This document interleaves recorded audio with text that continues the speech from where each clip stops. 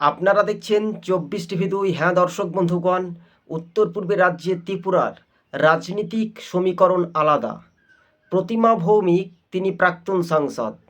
তাকে কি দল আহ, কোনো দায়িত্বশীলভাবে তাকে কাজে লিপ্তভাবে করাচ্ছে না?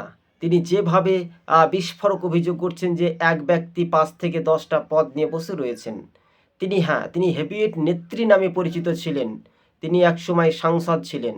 আমরা দুটি বর্তমানের প্রাক্তন দেখতে পাচ্ছি।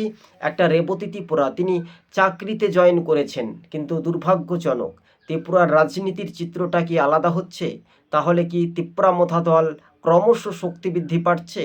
এই নিয়ে 2028 সেমিফাইনাল আপনাদের ভাগ্য নির্ধারণ। জনজাতি ভোটাররা ক্রমশ কার্যত তারা এগিয়ে যাওয়ার বড় বার্তা বা ইঙ্গিত দিতে পারে বলে মনে করছেন রাজনৈতিক মহল। হ্যাঁ দর্শক বন্ধুগণ, খেলা কিন্তু জমে গেছে।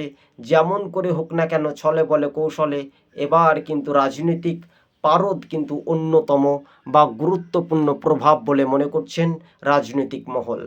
24 টিভি 2 ইউটিউব চ্যানেলটি ভালো লাগলে শেয়ার করে পাশে থাকবেন। আপনাদেরকে আরও একবার জানিয়ে রাখি, ত্রিপুরার নির্বাচনীয় কর্মসূচি যদি আমরা দেখি তাহলে 60টি বিধানসভা আসন, ম্যাজিক ফিগার 31। তবে যে কোনো মূল্যে বা মুহূর্তেই মোথার সমর্থন না হলে কেউ সরকার গঠন করতে পারবে না। তবে এবার 28 নির্বাচনে কড়াকড়ি ভোট হতে পারে বলে সূত্র খবর পাচ্ছি। ধন্যবাদ।